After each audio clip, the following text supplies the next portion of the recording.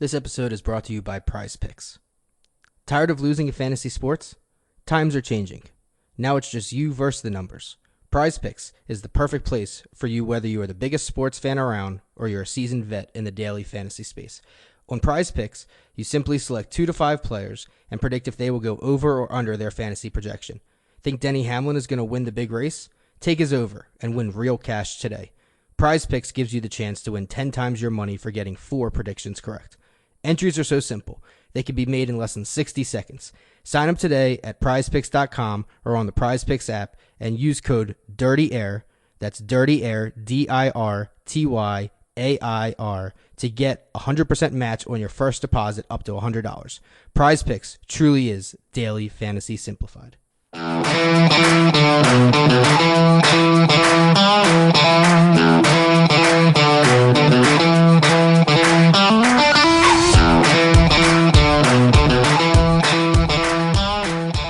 Welcome back, everybody. This is episode 18. I think it's 18. Probably should have checked before we started. I did. I wrote down 18 and I crossed it out with 19, then I wrote 18 again. But I think it's 18. We're going to go with 18. Episode 18 of Dirty Air, your number one podcast for all DFS gambling related NASCAR talk. As always, I'm your host, Ryan Baumel, gambling DFS tips on Twitter. Jason, DFS NASCAR on Twitter. Jason, what's up? Hey, what's up, man? That was probably your best intro that you've done so far. I liked you stumbling over your words a little bit. Yeah, you only messed up twice. You rebounded, though, and brought it home for us. That's the shows of a good host right there. I mean, my notes are just like a normal person would cross something out and write it on another sheet or, whatever. Like, as my mom always told me growing up, like, nobody can read your scribble but you. And tonight I couldn't even read it, so it caught up to me. And then, the other side, of our two-headed monster, Mr. Brandon Cruz DFS on Twitter. Brandon, what's up? The third head of the two-headed monster. No, you guys are the analysts. I'm just the host to make sure we talk about what we need to talk about. You guys are the ones that are giving us all the facts, giving us all the opinions. So let's start with that, Jason. Last week, Coca-Cola 600, Kyle Larson pretty much looked like a winner from start to finish. I mean, maybe a point where one of his Hendricks teammates could have caught him, but he was pretty much a winner from start to finish. Was it a good race? And your overall thoughts on it? I mean, good race from an entertainer standpoint, I don't think so. I mean, the cars couldn't pass. I mean, they were pretty much just running single file every time somebody tried to pass. They get stalled out. I mean, it's like what we've seen on this 550 horsepower package. And without the cautions, you're not going to see a good race on a long green flag runs, like especially no tire wear. No, I mean, when you get one car, but I think you kind of figured that was going to happen with this race is a car we get out front. We typically seen long green flag front runs here at the Coke 600, and sometimes you get a snoozer. Not the first time we've seen it. So, Brandon, there was no rain, there was no wrecks, nobody almost died. I'm assuming you turned it off halfway through. Well, we almost killed someone Friday. We came really close to it. Darn shame it didn't happen. I like boring races. I was entertained by the race. Like it happened the way we expected it to. It's amazing what happens. I was telling this to Jason before we went live, but it's amazing what happens when a race goes green. You have practice and you kind of can predict who's gonna do what, and then when it happens, it's like, hey, that's a pretty good race. Everything I thought would happen happened. From a DFS standpoint, yeah, I definitely it was great because everything, like you said, what you thought was going to happen happened, and I think you like that to an extent, but you still want to see, a little bit of side-by-side racing and some passing happen, and you just didn't get that. I think even the restarts just wasn't as exciting as you would expected. Well, that's how Charlotte is. Charlotte's usually. I know. I've always hated Charlotte. Yeah. I've always hated Charlotte. So this is not like a new angle for me. Like, it's just always been a pretty boring race. Doesn't matter what package really either. We've seen snooze fest with each package. It's just mile and a half, man, cookie cutter. Yeah. I thought it was cool seeing Chase Elliott and Byron slowly gain Larson on the long run, and then right when you think, I'm like, well, I think Byron has a faster car. He'll probably end up passing pit stops, and then it's all over. Then it's boring again. Yeah, that happened a couple times though, right? I mean, yeah, I don't know. Maybe we're just looking at two different things there. It was frustrating, right? I mean, it's frustrating when you see the faster car getting a run, going to make the pass, and he loses a spot. Which I know we've seen it a lot, but I mean, it's frustrating. Yeah, I don't know. That's kind of what we expect here. Right. I'm not saying it's yeah. Yeah, it's just. Yeah. When you So we can you go know over. when you Go ahead. expect the shit sandwich, I like forget the bun, just shit in my hand. I mean that's what this package is now, So Yeah. I mean I thought it was all right. Really, this is like the struggle with NASCAR. Right? These mile and a halves is what has killed NASCAR in a way. They made so many of these mile and a halves that are all the same. Racing's so boring there, and even no matter what package, even the old packages, it was boring. And it just NASCAR keep having to come up with these innovative ways to try to make the racing exciting and manufacture excitement, and that's kind of where we're at now. Get back to some short tracks. I can't believe one that they made so many 1.5 miles, and that two they made 1.5 miles that were flat, like Las Vegas, Homestead. Yeah. When those first came, like They had to go back and add banking, like yeah, shit. like dude, these tracks are horrible, man. Like yet again, they've killed Texas. It's a one group racetrack. You gotta lather PJ1 all around the track just to make it somewhat exciting. Then you end up creating the high line that's the fastest that you can't even pass on the bottom now, and it's like. Yeah, I think that was another issue at Charlotte. I mean, it's a one groove anyway, but the groove moving to the Why middle. Why are we putting PJ1 on it? Like, let's let him fucking race. No, man. Let him put rubber down and race. Jesus, Jesus. Like, just like it used to be, you'd have to go up and lay some rubber down. You're gonna suck ass and wear your tires out. But eventually, halfway through the race, that's when the line comes in. It was like, I don't know. It was a great race. We won money. So I mean, from that aspect, it was a good race. We can go over a couple different things. Obviously, you guys mentioned the Hendricks team a little bit. But, Jason, the first thing I want to ask you, all signs pointed towards it, especially coming to Charlotte, especially with qualifying and practice. But the difference is in 2020, when all signs pointed towards it, it never happened. It finally happened. In 2021, we got the good Kyle Busch we expected. He didn't have anything for those Hendricks cars, but nobody did. But Kyle Busch was very clearly the best non-Hendricks car out there. I think this is a good sign for Kyle Busch going forward in 2021. I don't know how much we're going to look at it going forward. Like, yeah, it's good to see Kyle running better. I mean, especially on the mile and a half, because we've seen him run better even without practice. But I think, yeah, I mean, these mile and a halves, especially like when we get back to Texas, he's going to be a guy you're going to be looking at that's going to be fast. Texas and Charlotte run pretty good, pretty similar, but he's had speed on the mile and a halves. I think the biggest takeaway is like, yeah, when Kyle gets practice, he's probably going to be pretty good. So definitely look for that going forward.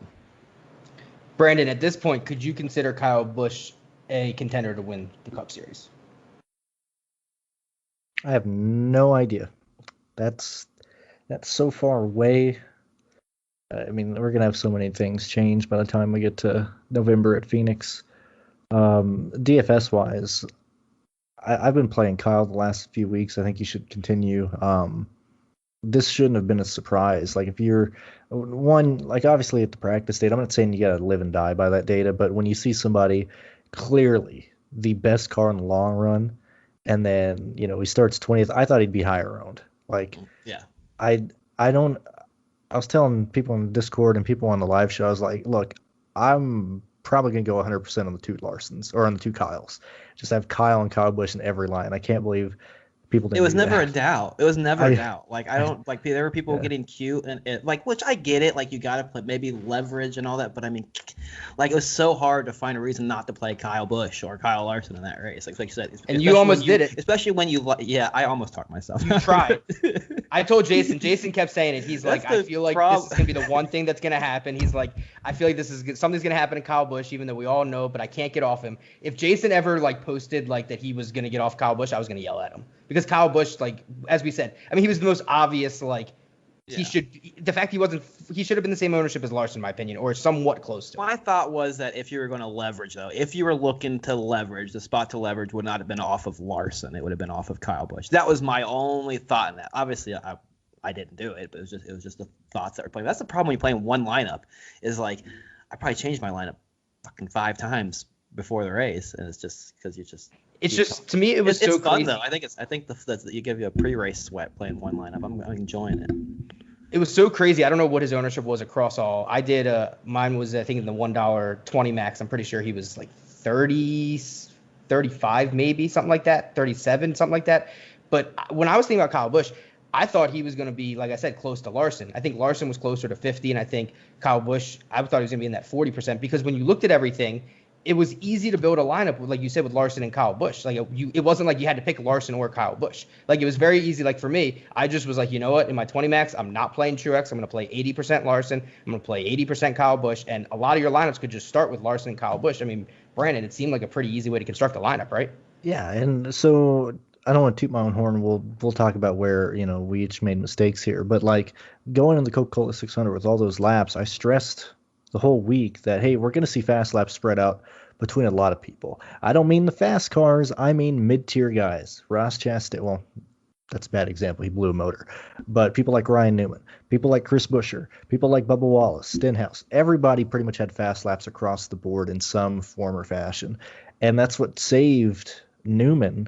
Sure, he lost 2 or 3 positions from where he started, but he had fast laps that saved him, kept him at 17 points. That's why Newman didn't kill you. I was pretty much 100% on Larson, Kyle Busch, and Ryan Newman. And then I just fitted in people like Austin Dillon, Byron, Logano, Keselowski between those 3 drivers. That's how I approached it. And so, obviously I was on Newman, wasn't optimal there, but the optimal lineup was around what I was building. So I think that's why I was quite happy with the weekend. Newman was a great play. I mean, Newman was a great play up until he wasn't. I mean, there's nothing. Right. He was the right play. He was cheaper. Yeah, he was cheaper than Buescher. Almost no. The ownership between Buescher and Newman didn't make sense to me. Like I just saw Newman being the better play, and he was running better. He blew a tire. What can you do there? I'd probably do 100% Newman over Buescher again. I played 6 lines. I think 5 had Newman in them, and 3 had Buescher. And so I knew it would be around those guys. And I liked Byron and Austin Dillon. I just didn't play them together. I had 2 lineups with those guys, didn't fit them in the same lineup. And, that's how it went. That's just how it went. Austin Dillon was a great play. So him and Reddick ended up both being good plays, both of them. So, Brandon, one of the questions that I wrote down during the race that I wanted to ask you. So, you mentioned Chastain briefly. So, Chastain and Kurt Busch obviously had the same issue with their engine, I guess some sort of a belt or whatever. There was a Hendrick engine they were using. As a Hendrick crew chief or that, does that concern you at all? Do you tell your driver anything about that, or you just are saying, I'm not worried about that? No, it's always like if you're a Hendrick car, I don't think that concerns you at all. It's more so if it was both chip cars and then you had a Hendrick car have the same issue, then you're like, oh man, we have a bad part that we've put into service. But that was just a Ganassi issue. So Jason, the other thing that I wanted to ask, going back to Hendrick, we've seen it on these mile and a halves. William Byron again.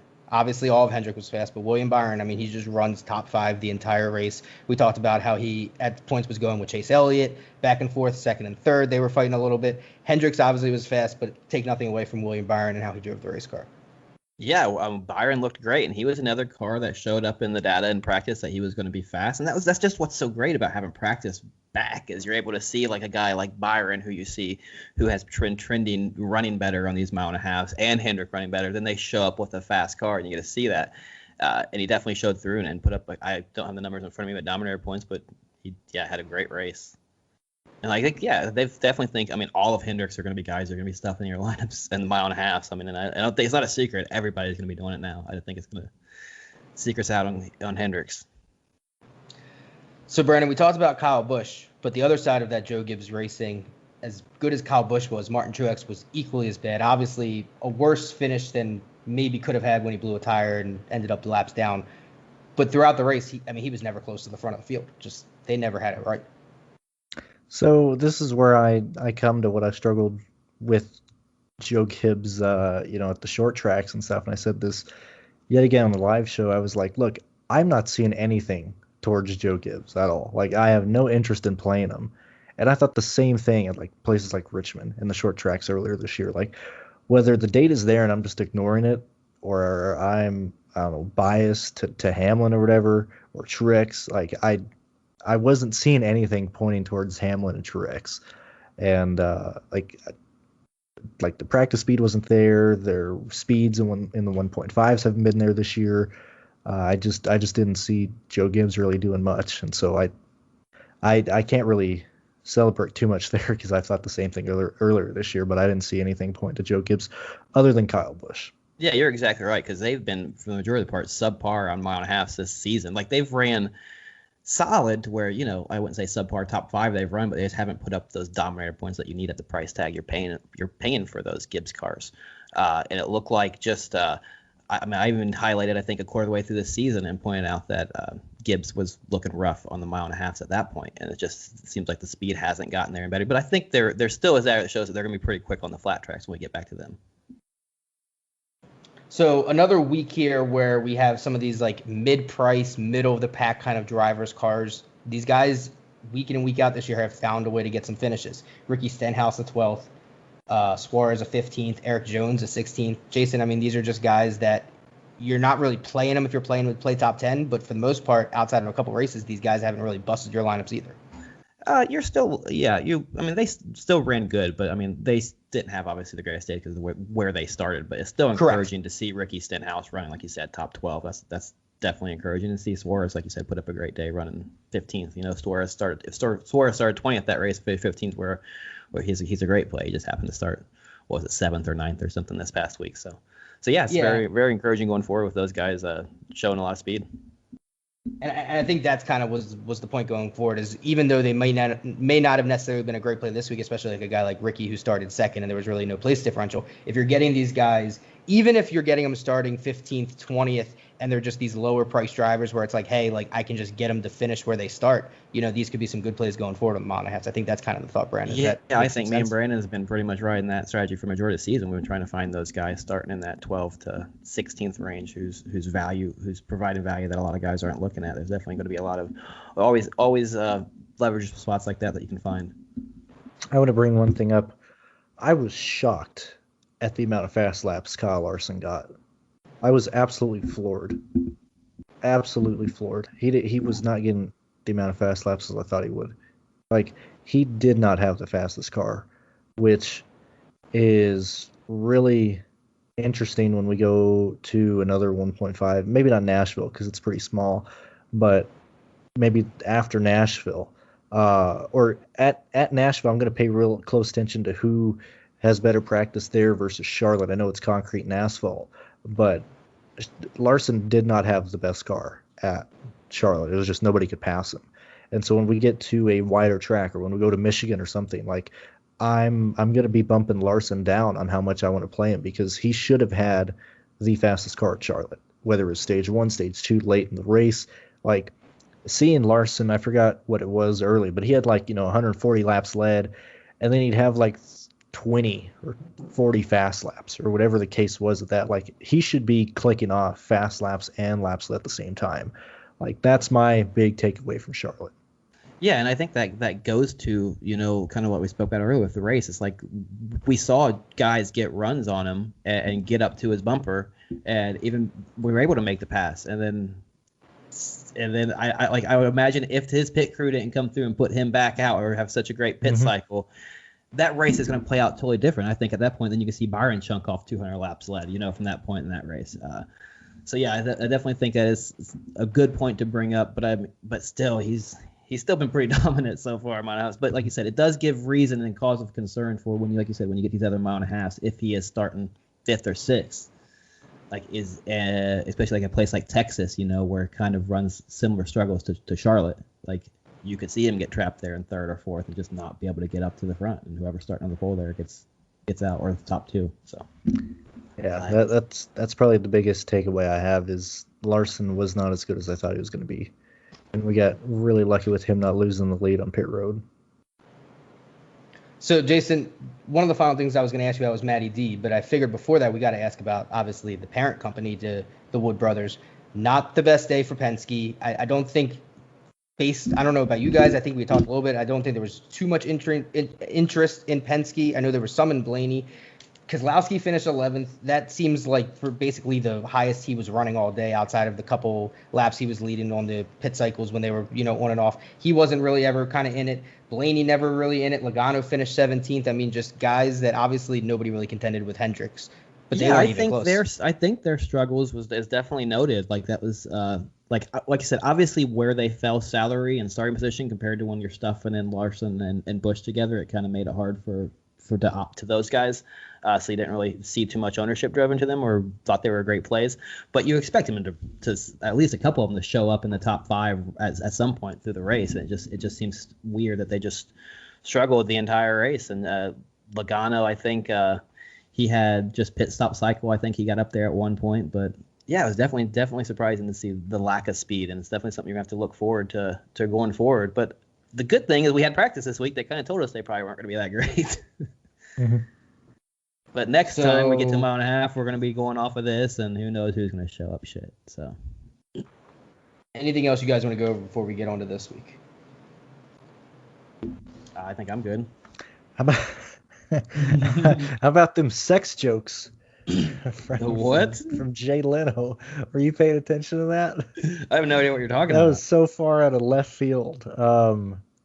He says, God dang it, what did Jay say? It said something like I had it muted. I saw it when he was on the TV though. Oh man. He said something along the line. And I like Jay. It's just weird. The broadcast was pretty bad. If you compare NBC's handling of the Indy 500 and back-to-back with NASCAR, it makes us look like a bunch of morons. God, I can't believe it caught me. Like I was listening, like in the background, and it was something like race car or guys. Oh man, it was like guys are all the same. Or how about them sex jokes? What's similar between sex and driving a race car? Or every guy thinks he's good at it, or something. But it was so far out of left field. Like I'm just, goofing around on my spreadsheet, and I heard that. I was like, "What did he just say? What? What?" That's a conversation for another day. But people are surprised when they do that. It's like when you get a David Letterman or a Jay Leno. Like these guys are obviously like they're going crazy. Like they're not doing. Oh no! Like I like that. That's what they're gonna do. Yeah, it was just out of left field. I was like, "Wait, what?" We were just thanking everybody who gave the ultimate sacrifice, and we've taken a hard 180. I was like, what is going on here? All right, so let's get into this week. Toyota Save Mart 350, Sonoma Raceway, the 2.5-mile road course they've got out in California, 90 laps around it, 20 in stage 1, 20 in stage 2, 50 in stage 3. Kyle Larson, Chase Elliott on the front row, William Byron, Denny Hamlin behind them, and Kyle Busch, Austin Dillon round out the top 3 rows. Jason, initial thoughts on Sonoma? Sonoma, yeah. Obviously, we talk road courses. We've had quite a few of them already this season, and we just had one recently. But it's kind of the same strategy. Position differential is what shapes up to be the big scorers. The one thing to note about Sonoma, though, it is 90 laps, so it is a little bit longer than what we've been seeing recently. And I think Daytona road course was like 60, and then we had 50 just recently at Coda. So there's a little bit more emphasis on trying to hit that guy who's going to dominate, especially if we get a good road course racer starting up towards the front. It could probably lead a significant portion of this race. Sonoma is a track that we normally see a guy get out and lead a ton of laps on and put up some dominator points. So I think it's going to be like a one-dom build and a lot of PD. I mean, when you look at how the slate shapes up, I don't see salaries yet, but just seeing what the guys we got starting between like 30th and 19th, there's going to be just a lot of points up for grabs in that range.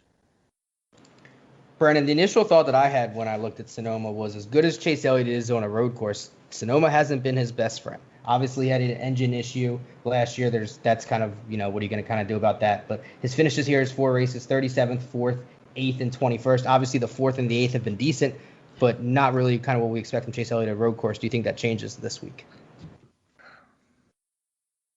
I think so. Elliott, Hamlin, and Kyle Busch will probably be my priorities in my lineups for lap leaders. I probably won't play any of those guys together. I only see one of those guys probably working. You can even throw Larson in there if you want. But I think if you're playing somebody from the top 5, only one of those guys are going to work. I really like Harvick this week. I know you didn't ask me about him there. I don't think Harvick leads a ton of laps. I just like Harvick as a great play. I was really heavy on him at Coda. So I'm going to go back to Harvick here. I think we're going to see him perform pretty well this week. Yeah, one thing when we start looking at like past optimals at road courses, I kind of went back and looked at some of the past most recent optimals, and I cut out Coda because it was just too short. And plus the rain, like why would you want to look into that race? But I'm pretty much looking at the Daytona road courses, the last two of those, the Roval, since it was 106 laps, so it's kind of a little bit closer to this 90 lap mark, and then the last Sonoma race, which I know had practice in qualifying, but it's just nice to see another road course with that amount of laps. But what you see here is it's hard for guys who start inside the top 10 to hit optimal unless they're going to get those dominator points. Only 5 guys hit optimal that started inside the top 10 in all 4 of those races. Everybody else was starting outside the top 10, top 15.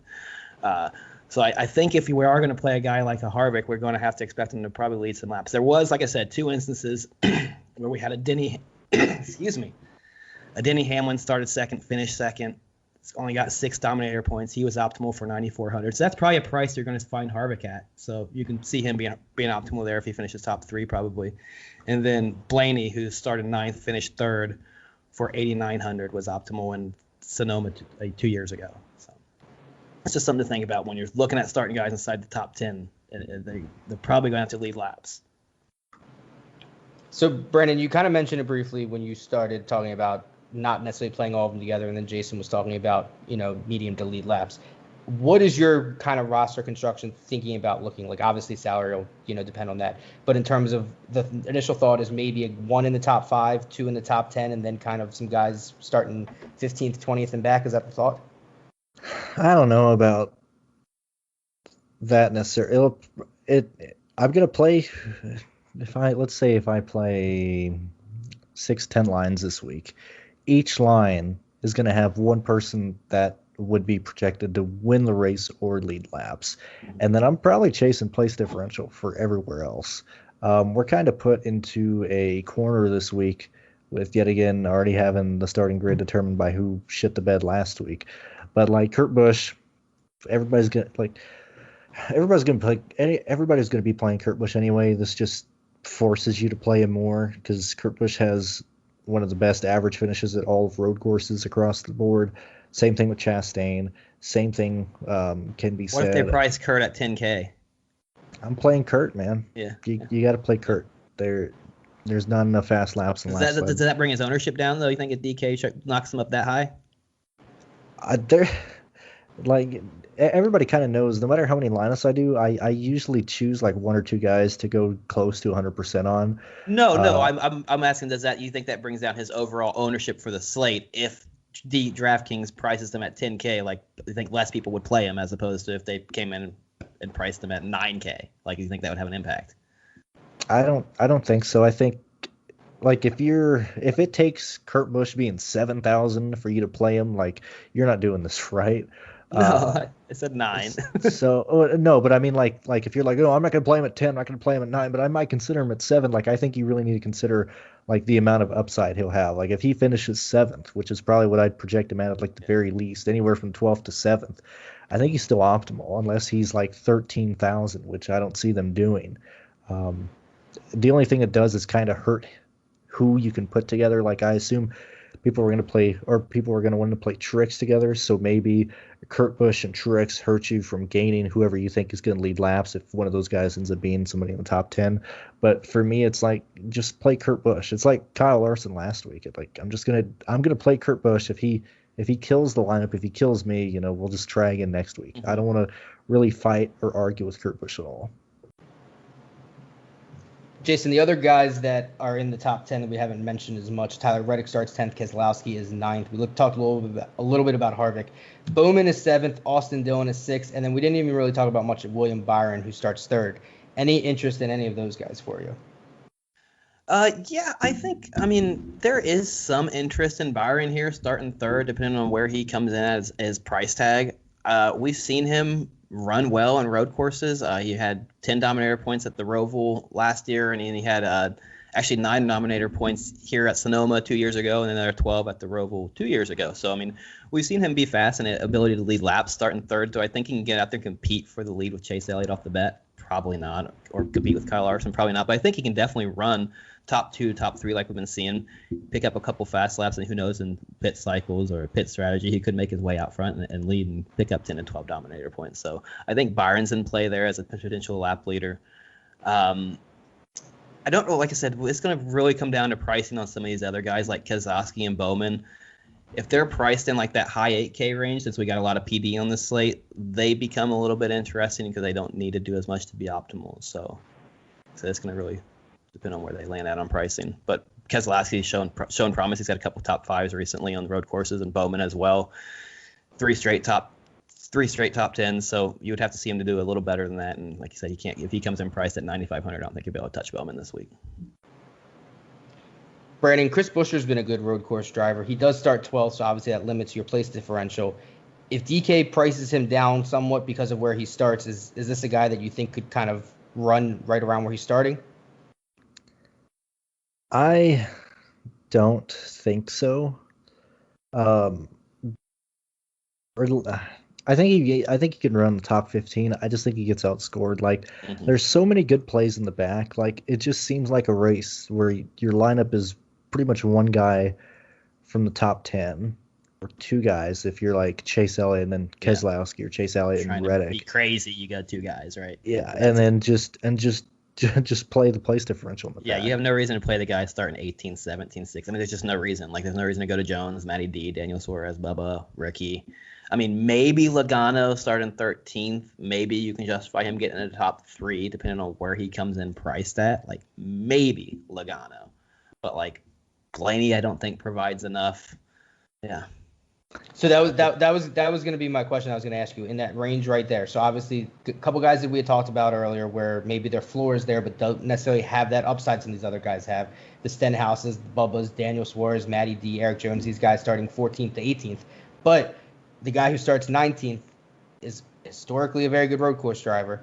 Jason Martin Truex, he starts 19th. Is there any interest in him, and how high do you think they're going to price him up? Yeah, I mean, it's hard to not like Martin Truex there starting 19th. The only thing is like, yeah, he's providing a lot of position differential, but we've seen how things can happen on road courses, and he's going to be probably maybe one of the highest guys on the slate. I don't know if he's going to be higher than Chase, but he probably should be, because, I mean, we're chasing Dominator points. Yeah, it's like you said. I mean, he's definitely got top 3, top 5 upside. I mean, with Martin Truex here, he's good. I just think, like, when you're constructing lineups, like, if you're squeezing Truex and Chase in your lineup, depending on where they come in priced at, because you're probably, like, at that point, like, where you're at pricing, if you're going to sacrifice a lot of this PD that we can find in the back, maybe the move will be to opt for a guy like a Bell or McDowell and just fade Truex and just go with the Dominator, because there's going to be a lot of ownership there at Truex. So I still haven't quite decided on where I'm going to lean at Truex, because, I mean, if you look at him, like, he's had one really dominating performance on road courses in the last 1, 2, 3, 4, 5, 6, 7, where he scored 25 points at Sonoma. So yeah, he's pretty good here. I think he's one of only four or five guys in the field who's won at Sonoma. So I don't think Truex doesn't need to dominate here. So No. Obviously we need pricing so I can really project and everything. But unless the options in the 5 and 4 or even low 6Ks are just trash, I know I'm going to make lineups that have Kurt Busch and Truex in there, because this is almost more like an Xfinity Series race with Kyle Busch in there. Although Truex, a majority of his points are coming from place differential, if I project him to do what he's done, in like 2018, 2019, and finish in the top 3 or 4 here at Sonoma, I would just lock him in to being quote unquote optimal and just build differently from there. And so just assume it's Truex and Kurt Busch and then just figure out where to go after that. I know I'm going to go that way on at least 3 to 4 lineups this week. And then probably my other ones, I'll be choosing guys in and out. But, like, I know for a fact I'm going to play Truex and Kurt Busch and try and figure out how to make the best lineup with those two guys locked in. Brandon, your DraftKings, who are the top 3 price drivers this week? It should be probably Chase Elliott, Kyle Busch, Truex. That's what I would do. In that order? Probably not that order, but it'd be those 3. I'd probably have Truex the highest, and then Chase Elliott. Yeah. Jason, same thoughts, those 3? Yeah, I would say probably those 3. Yeah, Kurt Busch should probably be right up there, top 5 with Logano. So, all right, so let's drop into this next range of the middle of the pack guys. I'm going to run through just kind of a bunch of these guys starting 20th to 30th. And Jason, you can start. Let me know if there's any interest in any of these guys. Then Brandon, you kind of chime in. And why don't we just start from the back and we just talk about each guy starting from all right, about so let's do that. 30th on up. We've already talked about Kurt Busch. So Ross Chastain here. So Kurt Busch, Ross Chastain, Anthony Alfredo, these guys start 30th, 29th, 28th. Jason, like you said, we did talk about Kurt Busch. Chastain and Alfredo back here. Any interest in either of them? Well, why aren't we talking about like Wares and these guys in the back here? No, You're going to play them on a road. You're going to play them here? Yeah. Well, I was going to get to it after. I was just trying to go in order. Let's start from the back. Very back. These guys that suck. And so here, like looking at, obviously Coda had people trying to kill themselves in it, but people like Heckert, people like Ware, even Ben Rhodes. I can't expect Ben Rhodes to do much. I haven't checked if he's running a K&N race or anything before, which I would advise these guys to do, but I don't think they're going to do it. But this is a week where, like Scott Heckert, if the car can stay together and he finishes, 29th, I think that's all you need. Because if he's at it goes back to like what I said, how ugly the 4 and 5K range is. I know Truex is going to be priced up. If I'm going Truex and Kurt Busch, I assume I'll probably have a few lines that dive down into the 30s to just try and get me 7 place differential points. And if the car can actually stick together, like James Davidson, this is a situation where James starting 32nd, I think, could be an interesting play. I didn't like him at Coda. He finished 29th there. But I think this is a track that kind of fits more of James' style, even though he's never been here before. This is where I'd have interest in the back markers. Yeah, I don't have any interest in the back markers here. It just doesn't seem like a race that's going to have a very high attrition. We just like these cars that have ran well on road courses. It's typically take there to be a lot of attrition, and Sonoma's not really a track that provides that. I think it's going to get strung out like we've seen. And I mean, when we look at just past optimals, we don't really see those guys show up on road courses. I mean, 5,700 was the cheapest with Daniel Suarez this year at the road course at Daytona. I'm not going to go with them all, but I mean, it's just not something that we typically see them scoring well. And I think there's going to be enough, I understand like Truex is going to be a great play, but if he's not getting up to the front and leading, like not playing him is not going to kill you if you can get PD and elsewhere. I mean, if it's sacrificing, have to go down and you're giving up 20 points to go down there when you could play a guy like Ryan Preece. You can go Ryan Preece, Alfredo, Briscoe, Kurt. I mean, it's like it's going to be where salary comes out. I do not want to be dipping down in there. I'll be looking for other ways to build a lineup. And if it goes the same way that we've been seeing, the 5K and the 6K range are going to be the same drivers. It's going to be the same drivers we've been with each week. That's why I don't mind going here, because I don't want to pay $6,200 for Chase Briscoe in this situation. I don't want to pay $5,700 for Ryan Preece. I don't want to pay $5,300 for Alfredo in this race. That's why I feel like I'm going to be going down to try and see what happens when I get in these guys in the 30s, because I can already tell I don't like the 5K range. If it's going to be people like Alfredo, people like Ryan Preece, people like Corey LaJoie starting 32nd, Michael McDowell starting 21st. I mean, maybe McDowell because he's been finishing better, but like I already don't like these guys here. That's why I went directly down to the 30s. McDowell has 2 top 10s in the last 2 road courses. I mean, and all those guys you listed have top 20 upside and have ran top 20 on road courses this year, which is obviously you're not getting that with those guys in the back. Mm-hmm. So you guys kind of just ran through most of those guys, so there's not really much more to ask in terms of that. The one guy we didn't talk about though, Brandon. Any interest? He starts 20th, Christopher Bell. So I knew we'd get to him. So right now I'm like, how am I going to get Truex, Bell, Kurt Busch into every line or into most lines? That's just how it seems like it's going to happen. Jason, similar thoughts. Bell seems to be of interest for you too.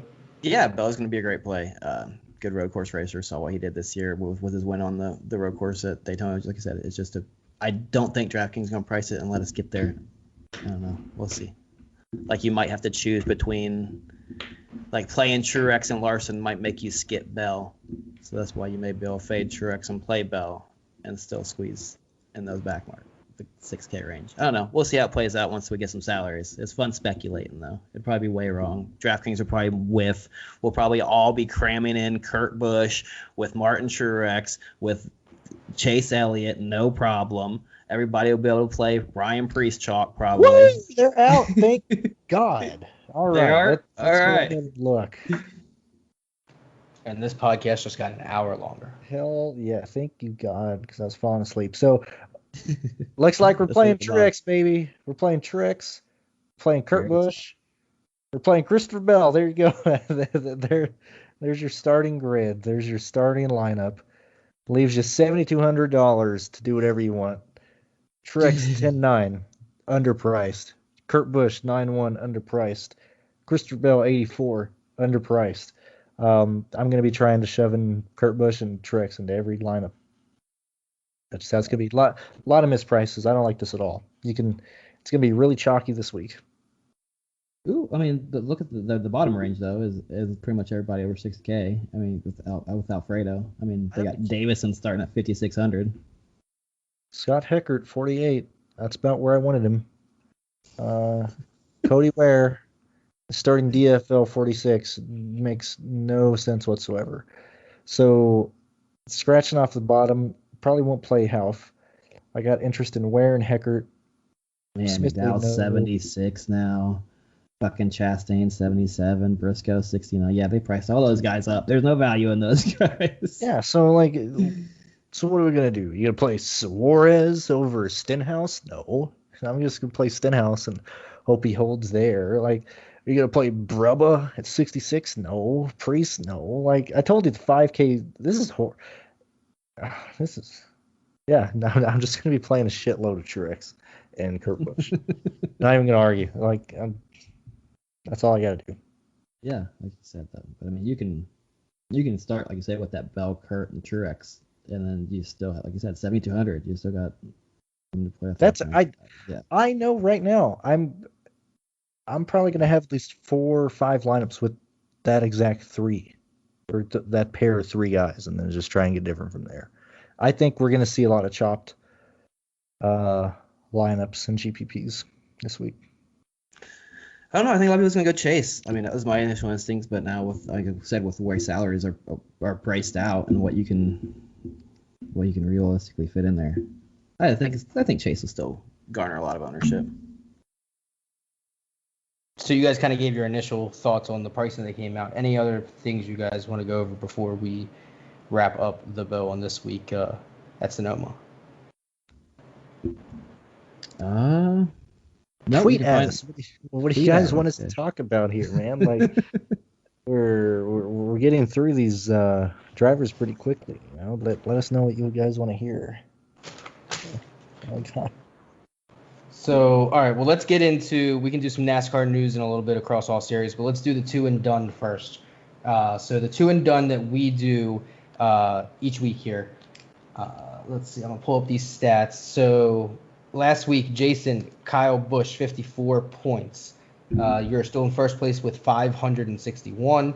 Brandon, you had William Byron, 58 points. So you are in second at 505. I had Tyler Reddick, 42. And like we said earlier, or like I told you earlier before we started, I'm at 505 too. So we are tied in second place together right now. So I think since I had the least amount last week, I think that's fair for me to go first. Does that make sense? I think that's what we do. Yeah. So I will take somebody I haven't taken all year yet. I think this is a good spot for him. I'm going to take Denny Hamlin. Denny Hamlin. Write it down. Chalk it up. Consider it written down. Let's do. So, Brandon, you had. So I don't even remember. How do we do this? Is it who had the most last week, or is it the most at the? I think it was by the week, right? Yeah, it's by the week. So all right. So then, Jason, you're next. Kyle Busch, 54 points last week. You are second to pick. Who do you want this week? Chase Elliott. That is not an option. Damn. I guess give me. Let's go. How many points am I up? 56. Let's go Michael McDowell. Michael McDowell. And Brandon, did you want Cody Ware or Scott Heckard?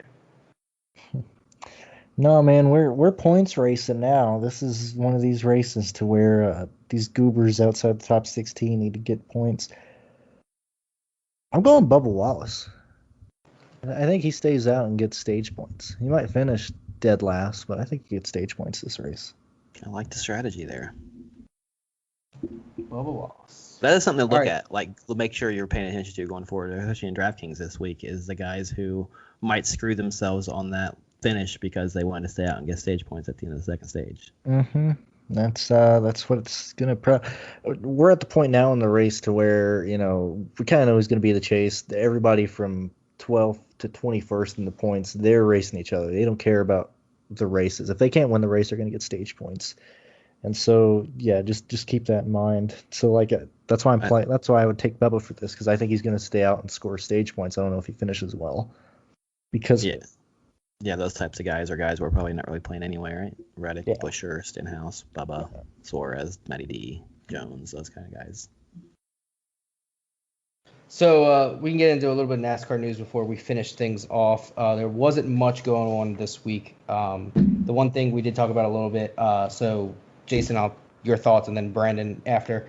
Rackley War got rid of Timothy Peters, obviously, but Josh Berry, I mean, he seems like somebody made the joke in the Discord. I mean, he's just showing up to track every week with like a driver, like a fire suit and a driver for hire sign. I mean, Josh Berry's just taking whatever ride he can get, right? Yeah, what's that? Josh Berry's now going to be 3 races, I think, for War Racing in the Truck Series.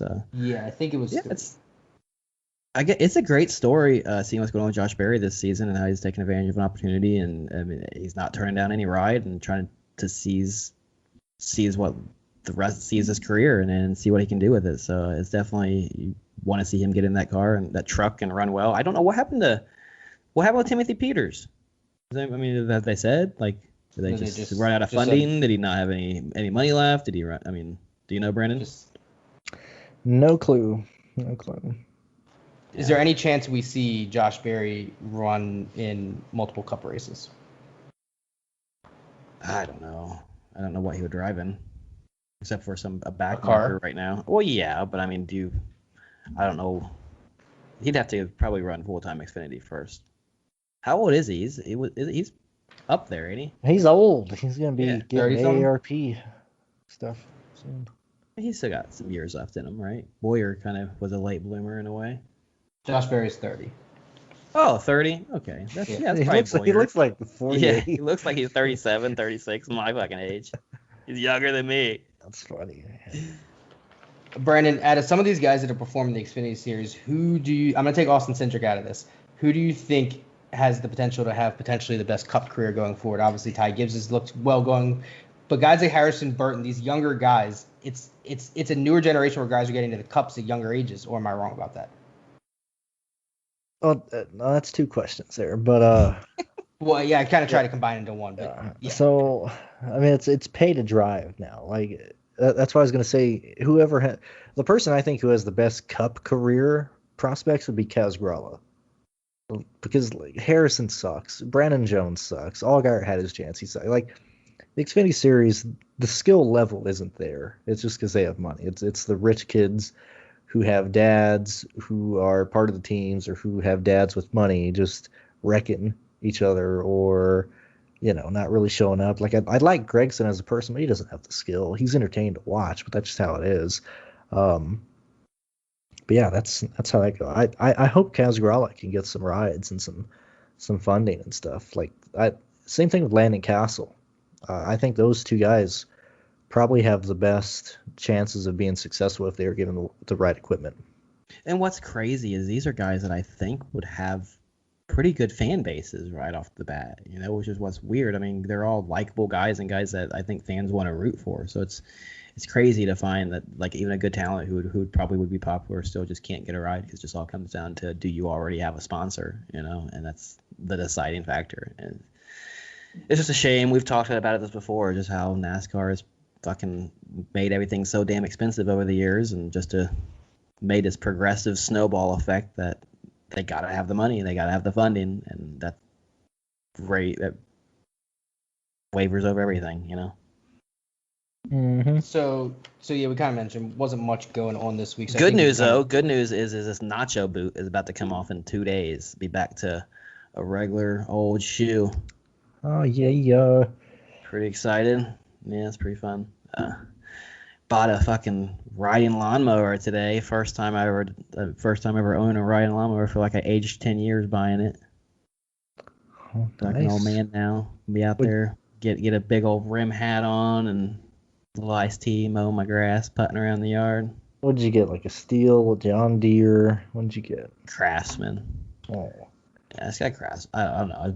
I bought it used. It ain't fucking okay. dude. Like, I mean, it's not that fancy, but still own one now, and it felt pretty good. I ain't gonna lie. Driving it up into my shed, felt like I made it. Finally, fucking got a house. The yard's big enough. I need a riding lawnmower.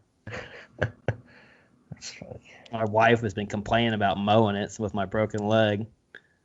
No, I'm stuck, and I haven't fucking been making my wife mow it.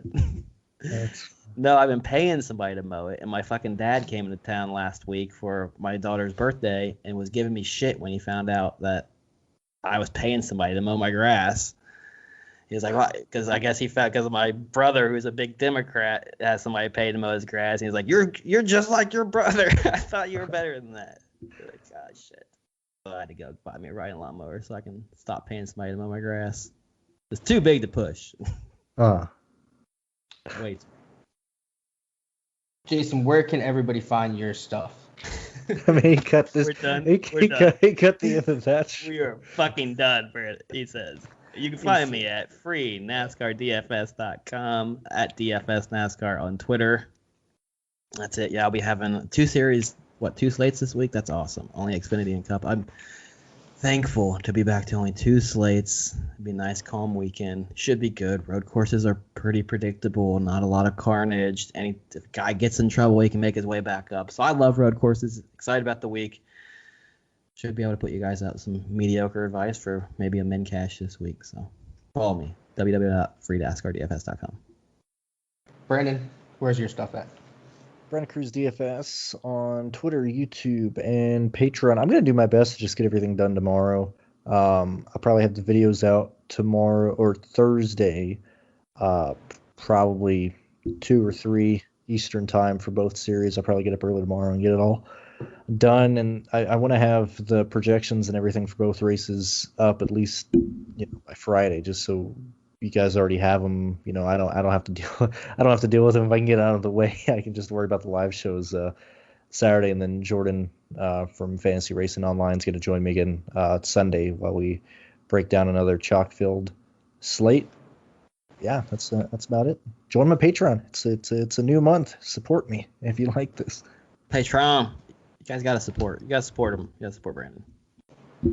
Support me, And support Ryan, support them all. If Ryan gives you some good bets, give him a tip. Everybody puts a lot of work into this stuff. So the one thing I was going to say, make sure obviously you follow me, my website, and my Twitter, betwithbommel.com, and gambling DFS tips on Twitter. You had a big week, right? I was going to say, so that's what I was saying. NASCAR? It's not been the first one. It's betting in NASCAR is a great opportunity for when you get 90% of the slate right, and you have a guy like me who I played like 80% Newman, and it prevents you from having these huge cashes in DFS. But when you get most of the slate right, you can cash these bets, and it basically, that feeling of, I didn't win an extra $500,000. Some of these bets, you can win these bets. So like last week we hit Kyle Larson the outright. DraftKings put an 8.5 to 1 up in the beginning of the week, which was the dumbest number I've ever seen. That I hopped on very quickly. But other guys, when you talk about when you like them for DFS, you bet them too. Reddick top 10, Buescher top 10. Use these guys in matchups. We liked Kyle Busch last week. I had Kyle Busch over Brad Keselowski, Kyle Busch over Denny Hamlin, Chris Buescher over Eric Almirola. Guys, when you look at them in DFS and you're like, I like this guy over this guy, if the sportsbook's giving you a pick 'em on him, take him. That's the same thing. I think this guy's going to finish ahead of this guy. I like him in DraftKings. Chances are you're going to like him on a bet too. So make sure you guys are following me for that. I'm always open to kind of suggestions on things you guys like if people like certain odds. One of the bets we've been hitting a bunch this year, the same winner of stage 1 and 2. A lot of times we've seen a car get out in front, stay out front. Those are usually 5.5, 6.5 to 1. Those are good bets.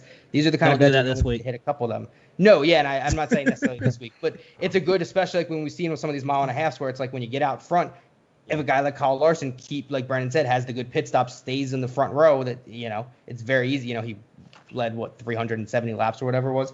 So that's the key. Is I think they love DFS, and DFS is great, but there's also a way to make some money betting. So let's do that as well. Obviously, UFC's back this weekend. I do that as well. But yeah, this podcast we do NASCAR, so it's DFS. From the two of them, they've got a bunch of that for you. And Ryan will teach you how to use your units.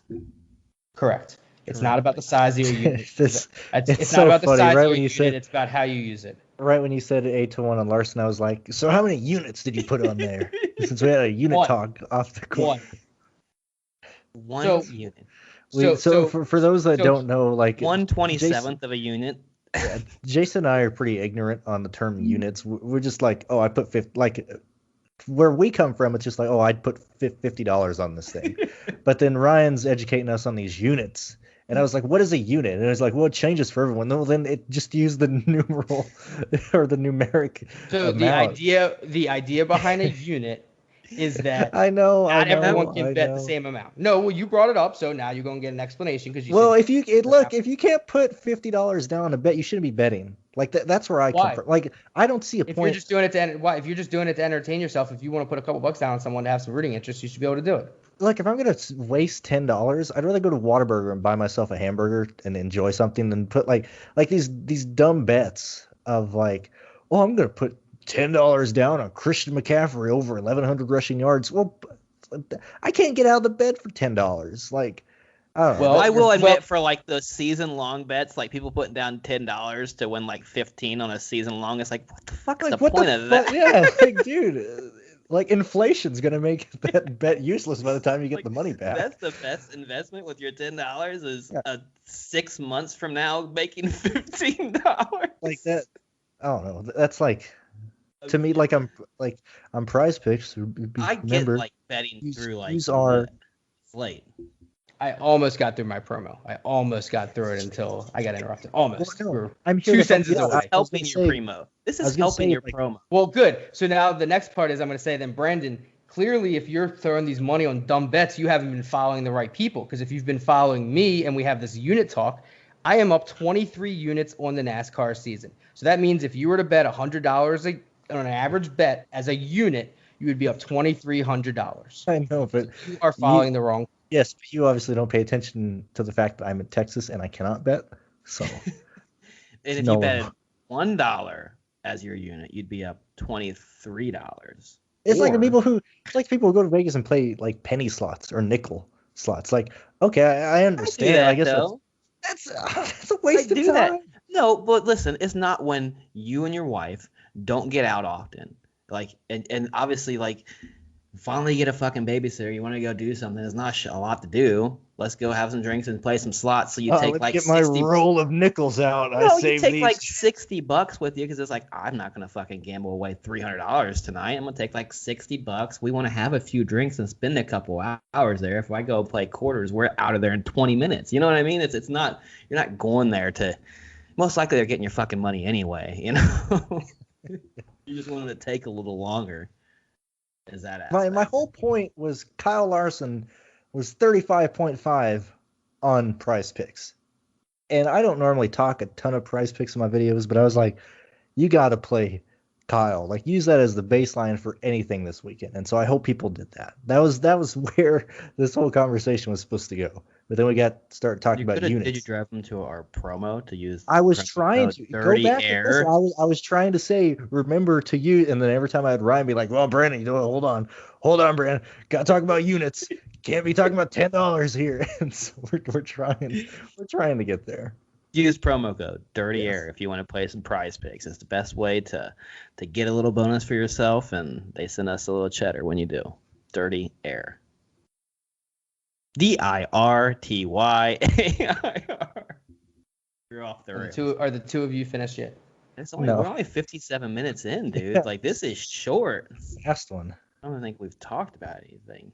Let's go back. Let's talk about Ryan Newman. No. I think we're good. I think Ryan Newman is cheap though this week. Yeah, I don't know what Nick's gonna do this week.